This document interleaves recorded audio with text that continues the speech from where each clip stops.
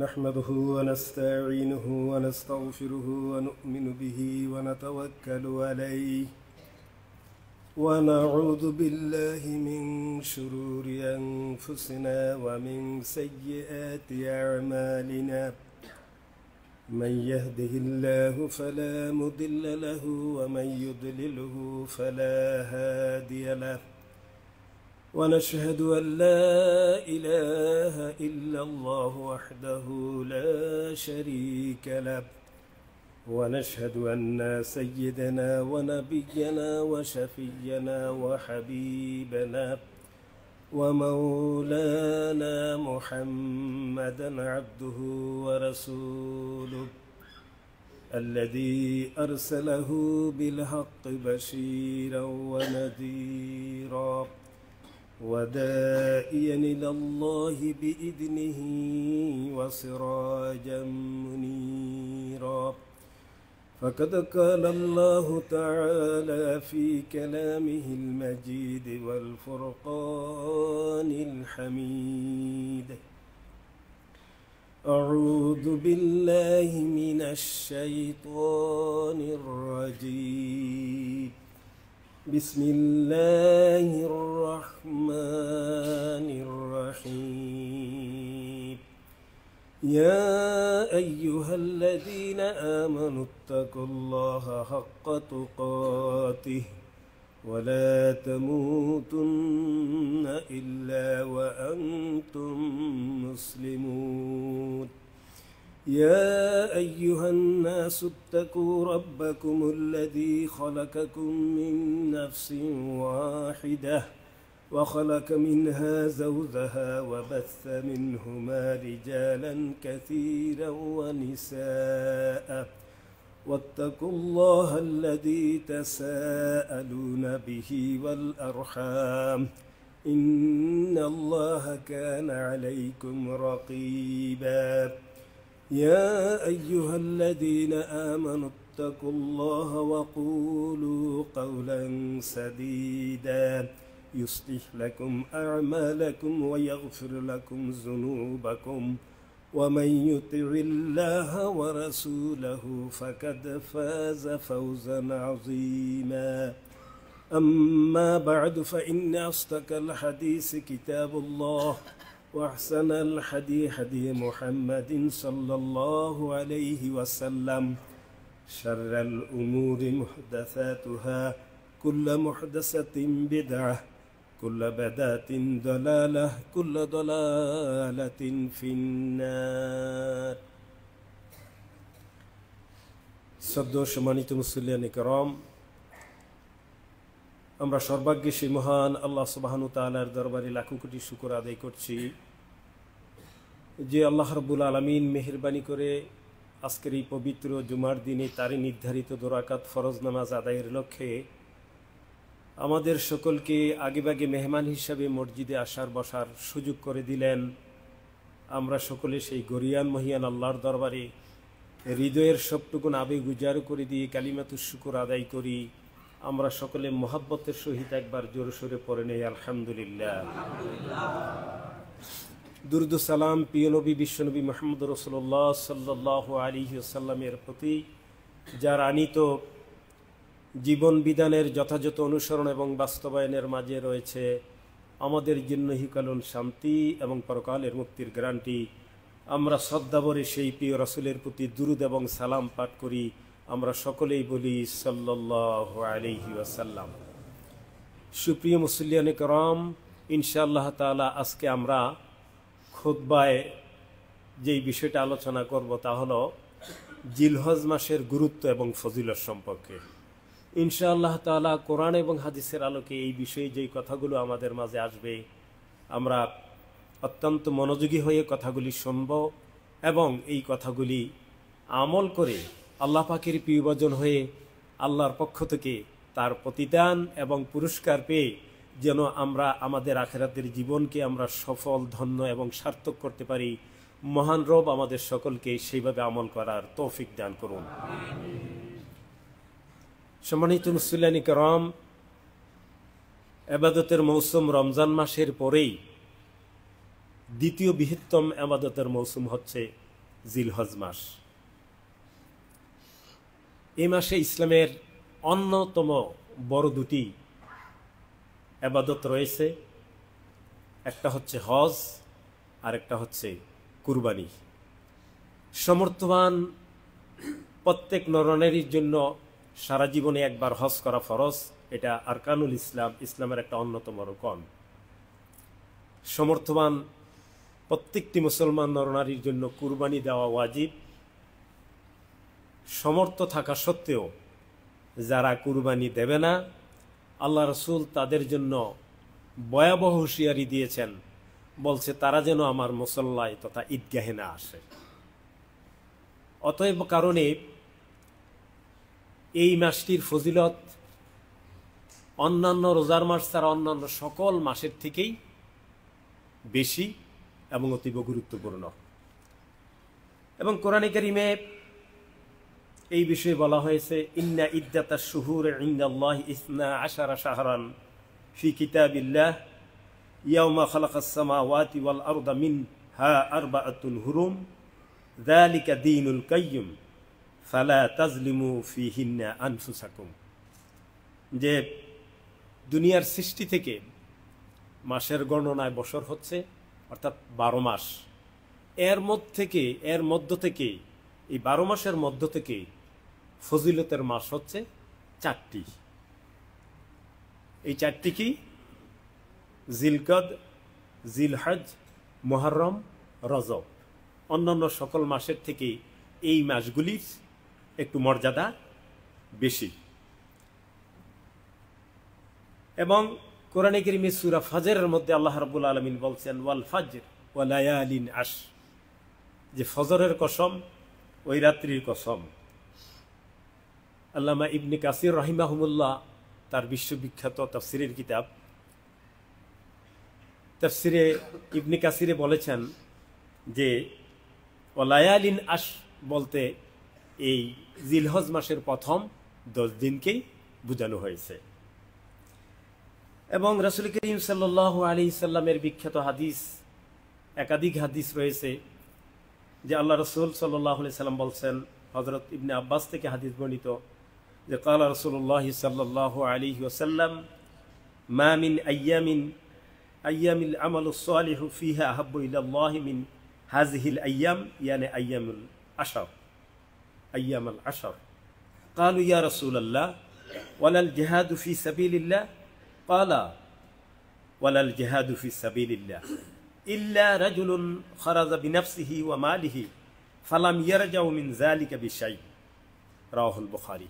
বুখারীর বর্ণনা এসেছে যে রাসূল করিম সাল্লাল্লাহু আলাইহি সাল্লাম বলছেন জিলহজ মাসের প্রথম 10 দিনের বিষয়ে যে অন্য সকল নেক কাজের মধ্য থেকে এই জিলহজ মাসের এই প্রথম 10 দিনের নেক কাজ আল্লাহর কাছে সর্বাধিক প্রিয়, আল্লাহর কাছে সবচেয়ে বেশি পছন্দনীয়।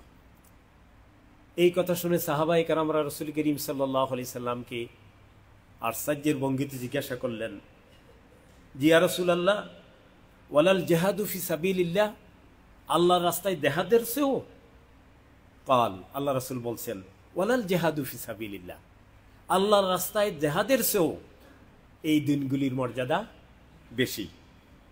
ইল্লা, এরপরে আল্লাহ রাসূল বলছেন ইস্তিসনা করে, রাজুলুন খারাজা বিনাফসিহি ওয়া মালিহি, ওর কথা হচ্ছে ভিন্ন।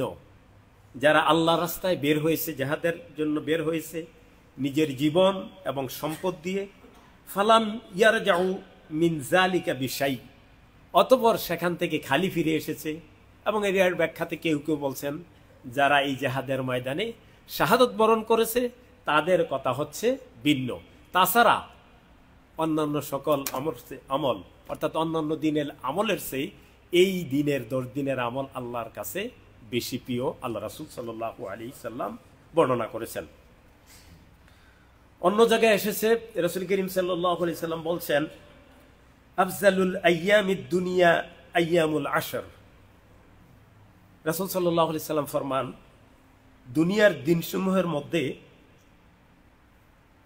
জিলহজ্জের প্রথম থেকে 10 দিন পর্যন্ত এই দিনগুলি আল্লাহর কাছে সর্বোত্তম এবং সর্বাধিক প্রিয়। হযরত আবু হুরায়রা রাদিয়াল্লাহু তাআলা আনহু থেকে হাদিস বর্ণিত,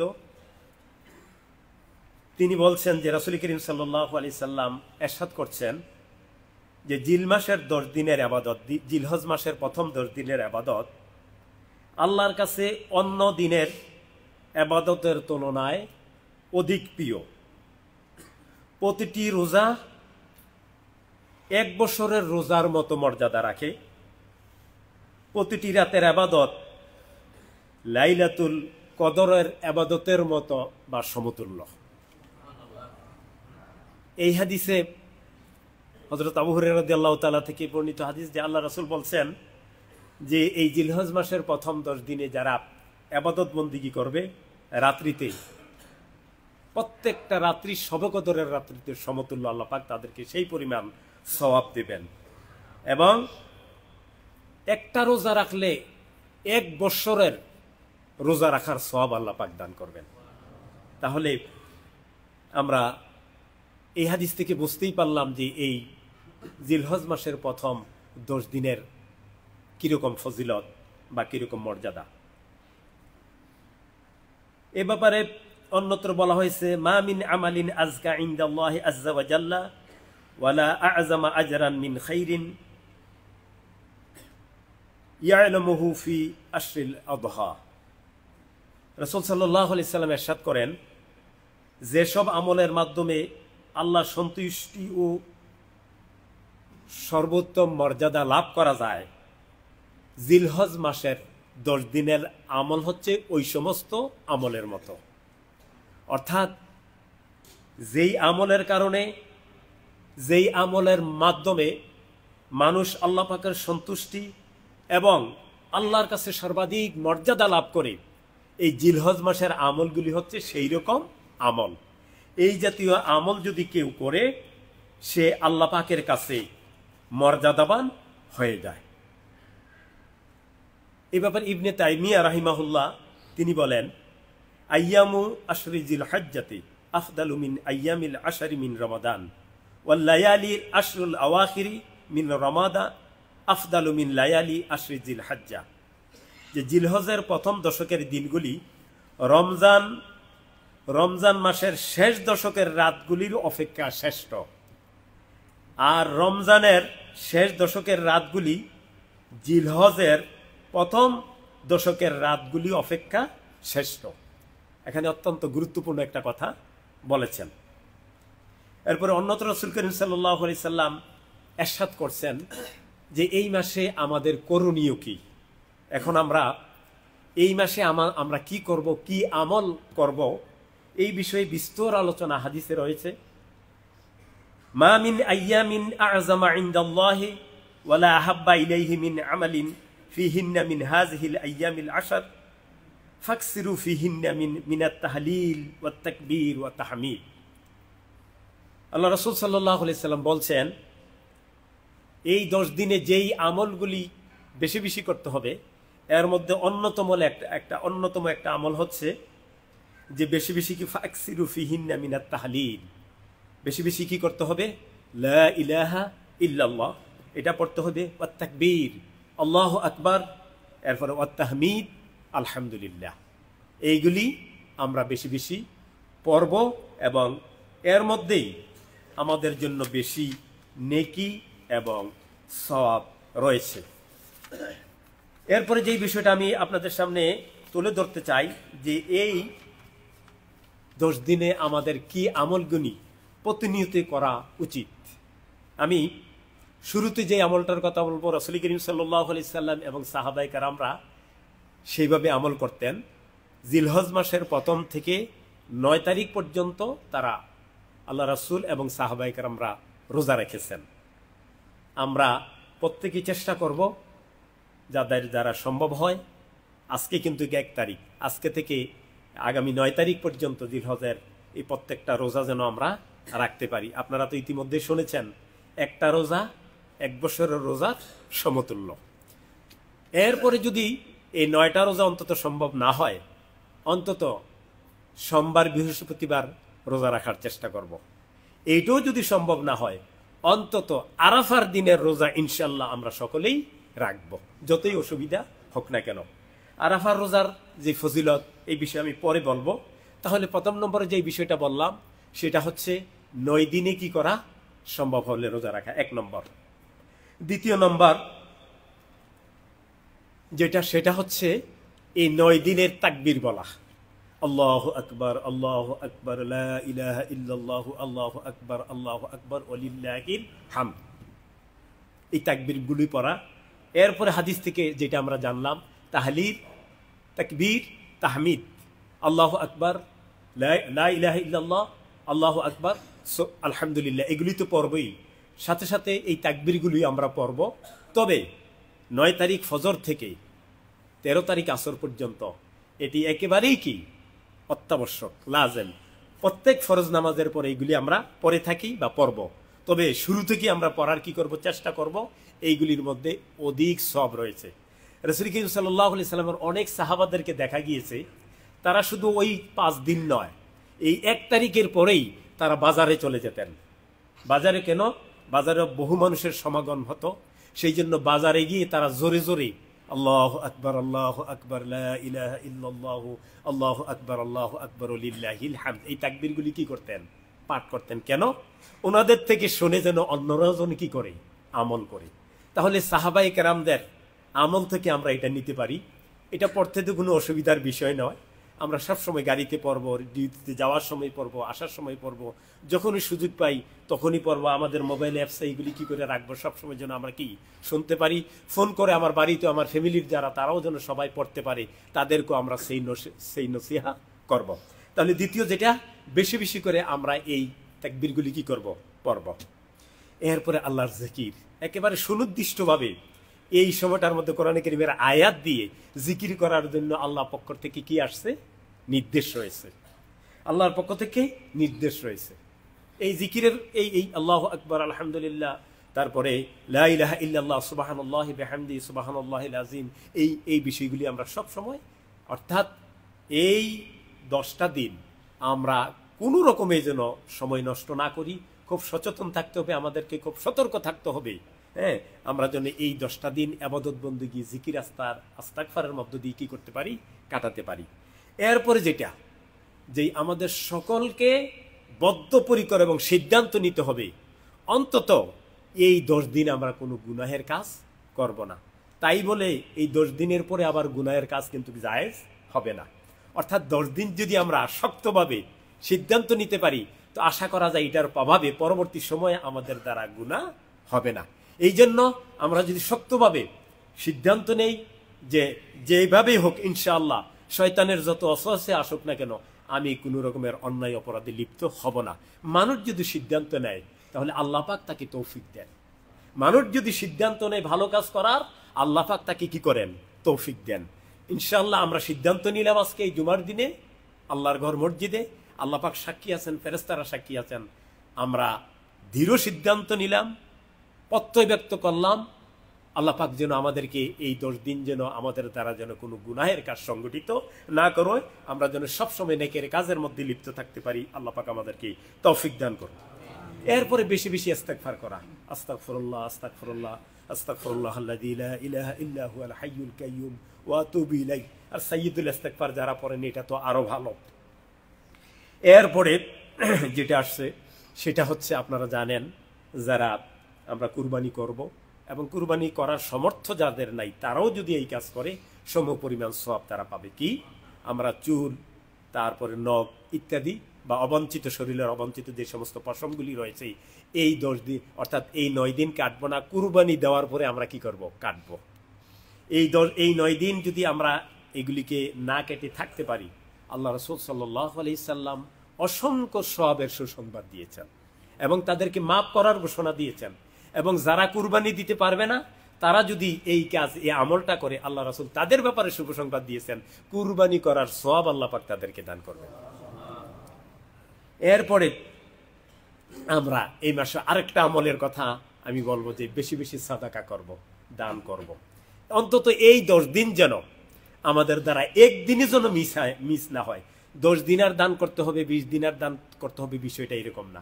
আমি প্রতিদিন রুবা দিনার, কোয়ার্টার দিনার করে দান করব, তারপরেও যেন এই 10 দিন দান থেকে আমি বঞ্চিত না হই, মাহরুম যেন না হই। আল্লাহ রাসূল বলছেন আল্লাহর কাছে ওই আমল সবচেয়ে বেশি প্রিয় যেই আমল কি ধারাবাহিকভাবে করা হয়, সবসময় করা হয়, হোক সেটার সংখ্যা কি নগণ্য, এটার পরিমাণ একেবারে কম হোক। আপনি নফল নামাজ, তাহাজ্জুদের নামাজ একদিন 8 রাকাত পড়লেন কিন্তু আর পুরো মাসব্যাপী একদিনও পড়লেন না, এই আমলটা আল্লাহর কাছে বেশি পছন্দ নয়।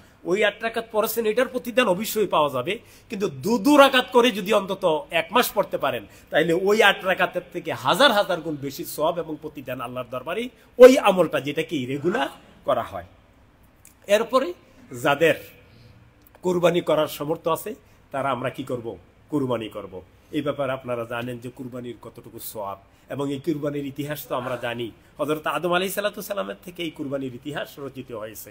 তো এই কুরবানির ব্যাপারে রাসূল করিম সাল্লাল্লাহু আলাইহি সাল্লামের হাদিস হচ্ছে এই, আল্লাহ রাসূল সাল্লাল্লাহু আলাইহি সাল্লাম মদিনায় যাওয়ার পরে তিনি 10 বছরই কি করেছেন?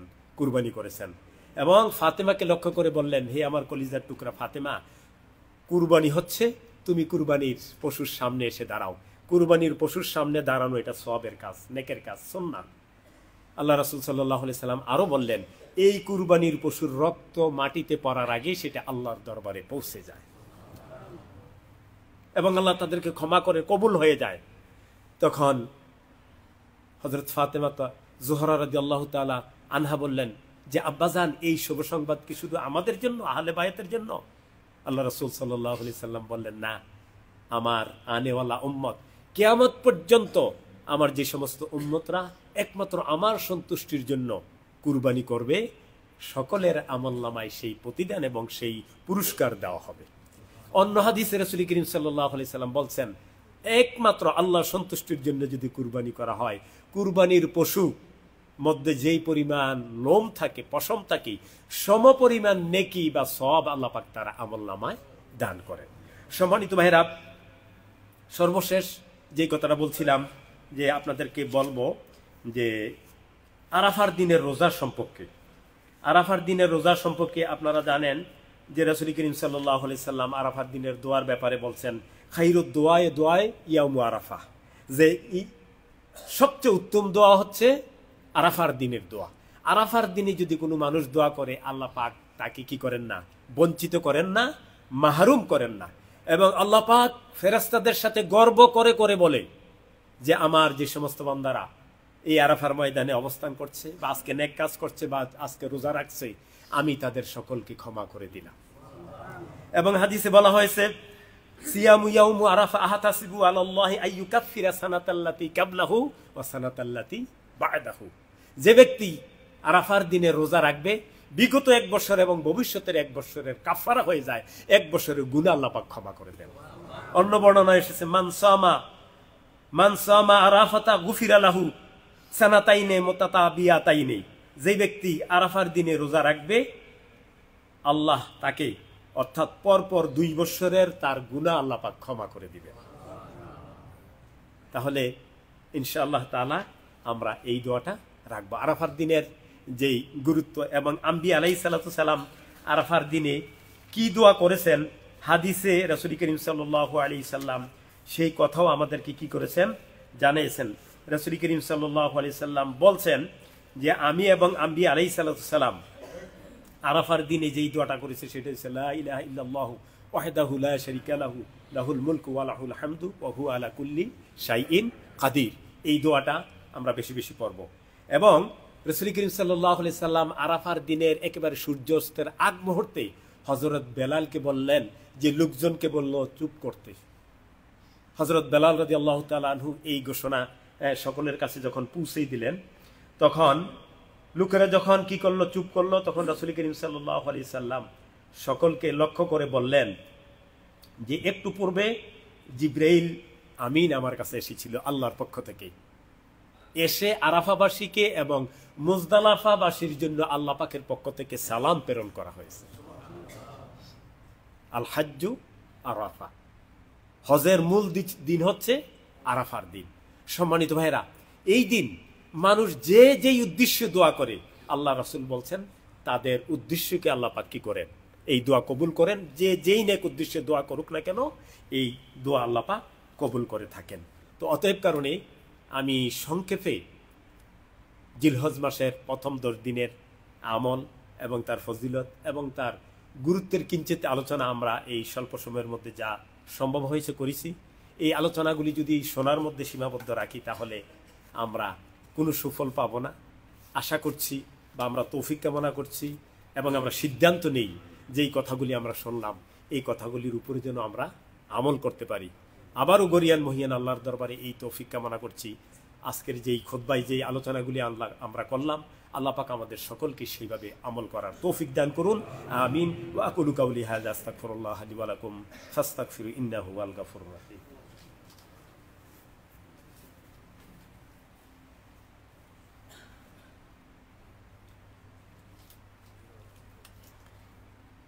আলহামদুলিল্লাহ, শুকরুলিল্লাহ, নাহমাদুহু ওয়া নাস্তাঈনুহু ওয়া নাস্তাগফিরুহু ওয়া নু'মিনু বিহি ওয়া নাতাওয়াক্কালু আলাইহি ওয়া উসাল্লি ওয়াসাল্লিমু আলা নাবিয়্যিনা ওয়া মাওলানা মুহাম্মাদান আবদুল্লাহি ওয়া রাসূলিহি আম্মা বা'দ। ফাউযু বিল্লাহি মিনাশ শাইতানির রাজীম। বিসমিল্লাহির রহমানির রহিম।